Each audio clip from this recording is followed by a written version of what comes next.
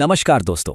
आज हम देखने वाले हैं कि सीएससी एनएसडीएल पोर्टल से स्टेप बाय स्टेप एक नया पैन कार्ड कैसे अप्लाई करते हैं। मैं आपको पूरा प्रोसेस समझाऊंगा, तो चलिए शुरू करते हैं। तो हम क्या क्या देखने वाले हैं? सबसे पहले पोर्टल से शुरुआत कैसे करें, फिर सही एप्लीकेशन टाइप कौन सा है, ऑनलाइन फॉर्म कैसे भरना है, डॉक्यूमेंट्स अपलोड करने का सबसे आसान तरीका क्या है, वेरिफिकेशन और पेमेंट कैसे होगा, और आखिर में इसके बाद क्या होता है। चलिए एक एक करके सब समझते हैं। तो सबसे पहला काम क्या करना है, आपको बस गूगल पर CSC NSDL पैन सर्च करना है। जो पहला लिंक आएगा उस पर क्लिक करके लॉगिन विद डिजिटल सेवा कनेक्ट बटन दबाना है। फिर अपनी CSC ID और पासवर्ड डालकर लॉगिन कर लीजिए। अच्छा, जैसे ही आप लॉगिन करेंगे आपको एक डैशबोर्ड दिखेगा। यहाँ आपकी पुरानी सारी एप्लीकेशन की हिस्ट्री होती है, लेकिन हमें तो एक नया पैन कार्ड बनाना है ना? तो उसके लिए हम बाईं तरफ जो न्यू एप्लीकेशन का ऑप्शन है उस पर क्लिक करेंगे। अब यहाँ पर ना एक बहुत ही जरूरी चीज आती है। आपको एक फैसला लेना है जो ये तय करेगा कि पैन कार्ड पर फोटो और सिग्नेचर कैसे दिखेंगे। ये बहुत इंपॉर्टेंट है, तो इसे थोड़ा ध्यान से समझते हैं। तो कंफ्यूजन ये होता है कि भाई KYC वाला ऑप्शन चुने या फिर स्कैन बेस्ड साइन वाला। आखिर इन दोनों में फर्क क्या है? चलिए मैं आपको बताता हूं ताकि आप एकदम सही फैसला ले पाएं। देखिए, बहुत सिंपल है। अगर कस्टमर चाहता है कि उसकी अपनी पसंद की फोटो और उसका सिग्नेचर पैन कार्ड पर आए, तो आपको हमेशा स्कैन बेस्ड साइन ही चुनना है। अगर आपने गलती से KYC चुन लिया तो बस आधार वाली फोटो छप जाएगी और सिग्नेचर की जगह खाली रहेगी। तो ये याद रखिएगा। ठीक है, तो आपने स्कैन बेस्ड साइन चुन लिया। अब 3 चीजें और चेक कर लीजिए।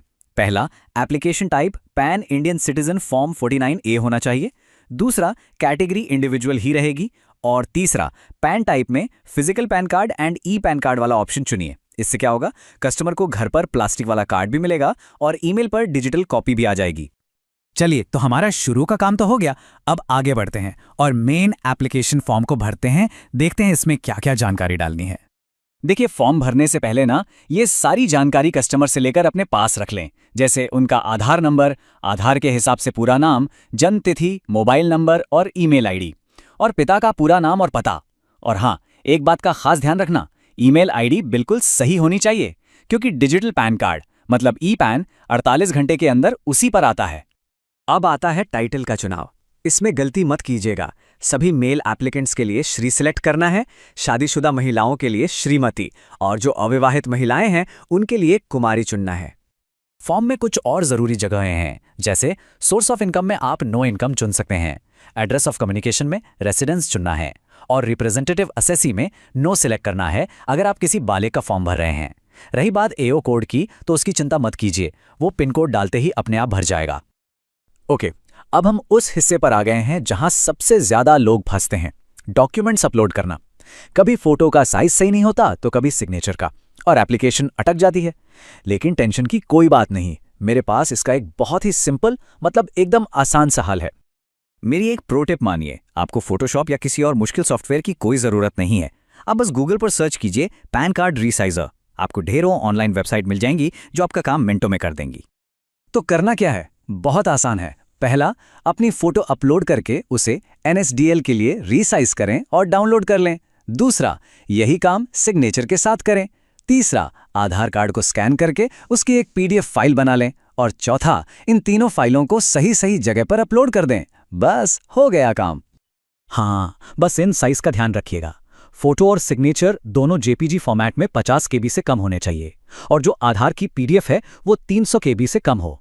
वो जो ऑनलाइन टूल मैंने बताया वो फोटो और सिग्नेचर का साइज तो अपने आप सही कर देगा। आपको बस आधार की PDF का साइज चेक करना होगा। बहुत बढ़िया, डॉक्यूमेंट्स अपलोड हो गए हैं। अब हम बिल्कुल आखिरी पड़ाव पर हैं। बस 2 काम बचे हैं, कस्टमर का वेरिफिकेशन और पेमेंट। अच्छा, यहां जो साइन वेरिफिकेशन होता है ना, वो असल में 2 स्टेप्स का प्रोसेस है। इसमें 2 बार OTP आता है कस्टमर के उस मोबाइल नंबर पर जो आधार से लिंक है। ये सब सेफ्टी के लिए होता है ताकि सब कुछ वेरीफाइड रहे। तो पहले आपको OTP बेस्ड साइन पर क्लिक करना है। कस्टमर के फोन पर OTP आएगा, वो यहां डाल दीजिए। फिर आपको कस्टमर का आधार नंबर दोबारा डालना है और फिर से एक OTP आएगा, उसे डालकर वेरीफाई कर देना है। तो बस ये देख लीजिएगा कि कस्टमर का फोन उनके पास हो। जैसे ये साइन वाला काम पूरा होगा, वेबसाइट आपको सीधा CSC पेमेंट पेज पर ले जाएगी। वहां अपना CSC पासवर्ड और वॉलेट पिन डालिए और बस पेमेंट होते ही आपकी एप्लीकेशन सक्सेसफुली सबमिट हो जाएगी। तो एप्लीकेशन तो सबमिट हो गई। अब सवाल ये है कि आगे क्या होगा, कस्टमर को पैन कार्ड कब और कैसे मिलेगा। चलिए ये भी जान लेते हैं। प्रोसेस काफ़ी फास्ट है। जो ई पैन है यानी डिजिटल कॉपी, वो तो 24 से 48 घंटे के अंदर ही कस्टमर की ईमेल पर आ जाती है, और जो फिजिकल कार्ड है वो पोस्ट से लगभग 10 दिन में उनके घर पहुंच जाता है।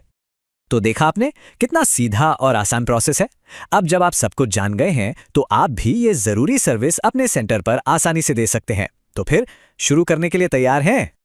वीडियो देखने के लिए बहुत बहुत शुक्रिया। और हाँ, एक ज़रूरी बात, अगर आप भी एक फ्री NSDL आईडी लेना चाहते हैं ना, तो नीचे आपको एक URL दिख रहा होगा। यही लिंक वीडियो के डिस्क्रिप्शन में भी दिया हुआ है। आप बस उस लिंक पर क्लिक कीजिए और आप बहुत ही आसानी से बिल्कुल मुफ्त में NSDL आईडी के लिए अप्लाई कर सकते हैं। और इस आईडी से फ़ायदा क्या होगा?